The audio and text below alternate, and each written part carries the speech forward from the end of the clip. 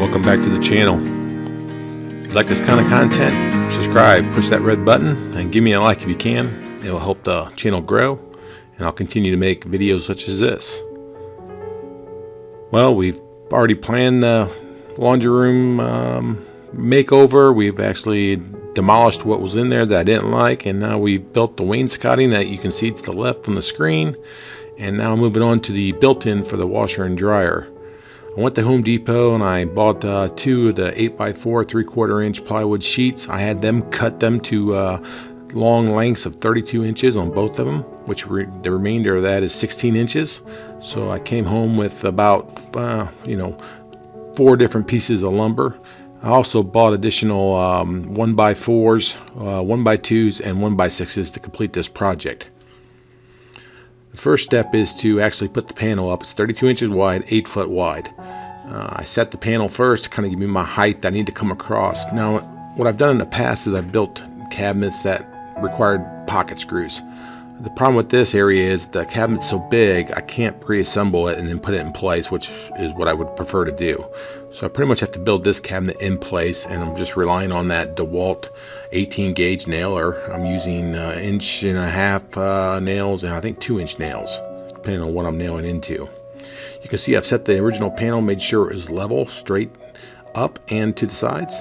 And then I'm simply using 1x2s to frame out the top of it so I can put the top panel on. The top panel is also 32 inches. I'm just over 4 foot. I think I'm about 4'6" in length, which kind of sucks because it really wastes a lot of an 8x4 sheet of plywood, but it is what it is, and I had no other options available. I thought this out long and hard. So once I put the 1x2s into the studs, I simply put the plywood on top of the 1x2s, and I just nailed to the 1x2s. Gives you a real nice firm foundation. I like the way it's coming together. And when I sit back at this thing, once I get it all nailed, I think at first it's pretty big. But the room's big too. The room's I think 12 by 10, so it's good size.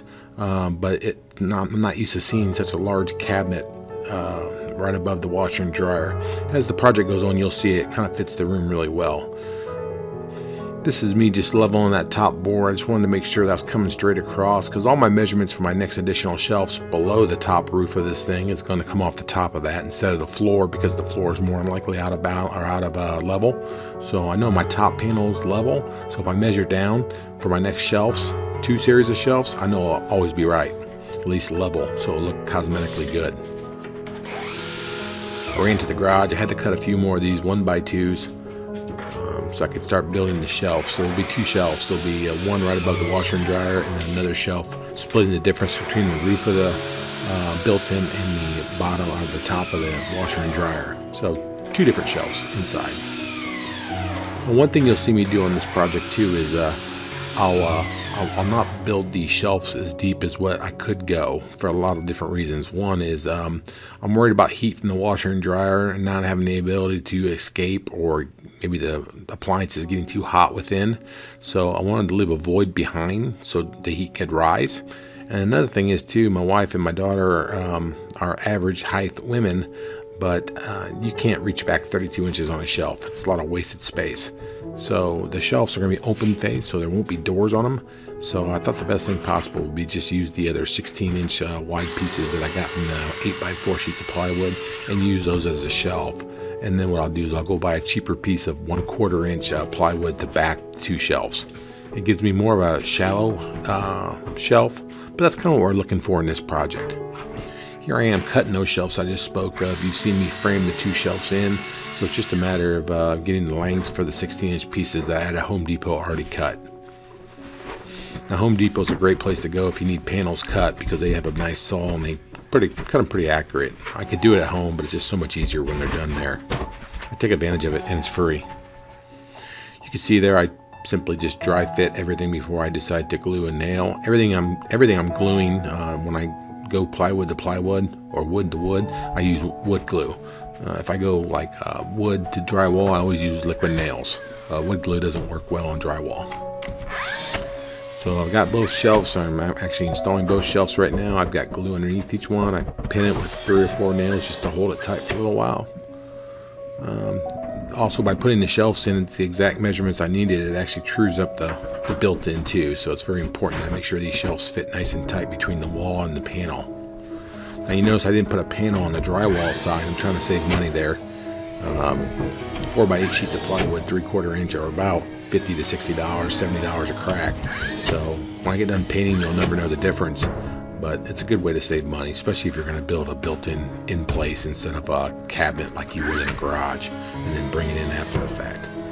So I'm saving a little money there. I'm trying to do this makeover as cheap as possible and make it look as nice as possible too. Here's some 1x4s I got from home. I think I got them from Lowe's actually. I gripped those down to be the same width as what the shelf trim boards are, and the side of the built-in cabinets, I kind of want them all to match the same width. So I think it's 2.5 inches is what I did there. Makes it look beefy, but not too beefy. So you see I got the initial part of the cabinet up. It's looking pretty good. So now what I'm doing is I'm gluing on the side railing trim pieces. Now I have a little block there you see in my right hand. I'm actually putting a little bit of an offset. I'm having that board hang over a little bit. It looks good. You see that on your cabinets at home too. It gives you a nice little pocket there to put a bead of caulk. So when you paint it, it looks really good. Makes it look a little bit more decorative too. So I'm just overhanging just a tad. I think it's an 1/8 or a 16th. I can't remember what the offset is. But basically that trim board's sticking out a little bit more than what the panel is. When you go flush, it's just too hard to make that look clean. Now on the opposite side, I'm dealing with a drywall wall, not like this other first side that I did with the panel. So I have to put some backing boards in there to give me something to nail to. Just simply got some scrap 1x2s. I put a little liquid nails on them and nails, and that's the end of it. I think I hit a stud there too, so it's kind of nice. I've got a longer piece. I need to actually set up the laser to make sure that this rail, this back 1x2 is actually straight. That way the front of my unit looks straight. So I'm shooting the laser off the front of the other board and making sure that I'm in line from top to bottom. Cool thing about that laser is it's always straight and level if it's not blinking. If it's blinking, it's not straight and level. So you kind of know if you're on the money or not just by looking at the laser line. I've talked about that laser 1,000 times. I use it on a lot of different things. It's a nice tool to get. They're about $100, but boy, I use it for about everything I do around here.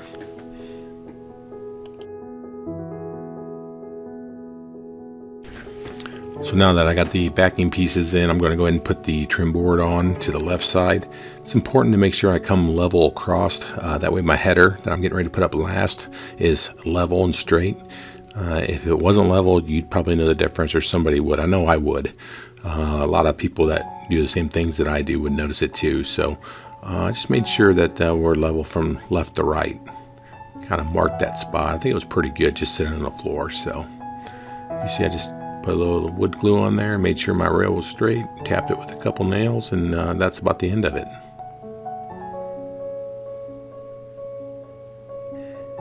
The final piece I'm going to put on this trim board is the headers. I actually put the header on last, but here I am putting the middle pieces in. Like I said, this is just really for decorative. I mean, one, the panel that I have in there, the shelf I have in there, it's an unfinished edge, so it doesn't look good. So by putting these 1x2s, or I guess they're 2.5 inch by 1 pieces in there, it just makes it look finished, and it makes it look thicker and bigger and cleaner. It also strengthens the unit a little bit too. Anytime you add wood to a built-in cabinet such as this, you're going to strengthen the unit. Thing's built like a tank. I mean, it doesn't look like it, but everything's in studs, and whatever's not in studs, either glued or it's nailed to another board to make it just as strong as the other ones. The final trim piece I got to put in here is the divider between the washer and dryer. This is cosmetic, really only. And actually, I'm going to retract that a little bit. It actually is structural. It's going to help me keep that shelf up. And those trim boards in the front will actually help me keep the shelves from sagging. 3/4 inch plywood, it will sag over anything over 2 foot really. So it's always nice to put trim boards in there to strengthen it up.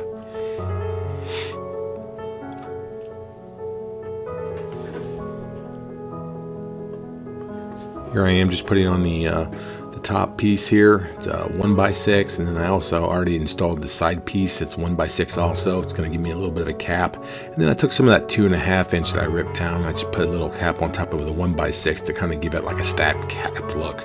I don't really like angled crown too much. I really like a stack look. I think it's more modern, more craftsman, more farmhouse style. And just like that, I've got the skeleton built. Now the final piece I have to put in is that back panel. It's kind of a pain, to be honest with you, but I'll show you what I'm going to do there in a minute. You can see I pretty much hit my marks. I'm straight up the side. The unit's big, but the room's big too. So the depth of the cabinet is 32. I think the width of it's about 4 foot 6 inches. All made by 3/4 inch plywood, and then 1x material, 1x2, 1x4, and 1x6. Before I get on that back panel, I'm going to simply put a little section of wainscoting in the between the built-in and the door. This is done the same way I did the wainscoting to the left. I basically write down my measurements, I make my cuts, I build the unit out in the garage, and then I bring it in and plug it in. I use a little liquid nails behind it. This fits really firm here, so it doesn't take much to get it in, but it definitely finishes that little nook right there off really nice. I still got to put a cap on the wainscoting. I think I get that here, right here. I just go measure it, and then I go out the garage, cut it, and I install it. That finishes that little small area off.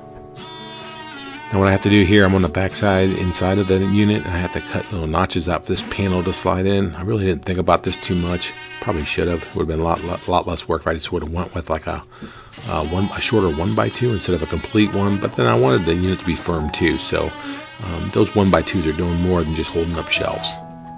No one's going to see this behind here, so I don't have to be too picky about how it looks. Here's that 1/4 inch 4x8 sheet of plywood. I think it was like $29 or $28. I think it's poplar. I can't remember. I think it's poplar or birch. I think it's birch. I think all my plywood's actually birch. It doesn't matter as long as it's paint grade, what kind of wood you use on the panels. Everything gets primed and painted. So you can save money by going with a paint grade panel instead of a stain grade panel. They just have to be smooth for the most part. That table saw is a DeWalt table saw. It's battery only. Works great. I've never had a problem with it. Battery lasts a good enough time. And I tell you, those battery tools are incredible. Here I am putting the finishing touches on the built-in. Simply just slid that panel up in there. I'm going to use my nailer and nail a couple spots here and there. It really keeps the unit really firm at this point. It's a rock. The only thing left I have to do is I've got some baseboard within the built-in back here at the floor where the washer and dryer slide into.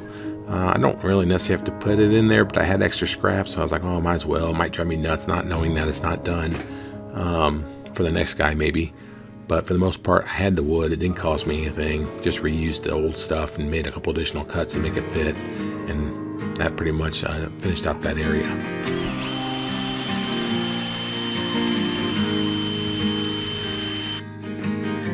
Well, in the next video, I'll finish up this framing, or I guess trimming project. Move on the paint, and then some other goodies. The finishes will be coming soon. So if you like this kind of stuff, please subscribe, like, share with your friends and family. And like I always say, I appreciate you spending time with the Home Pro Hero.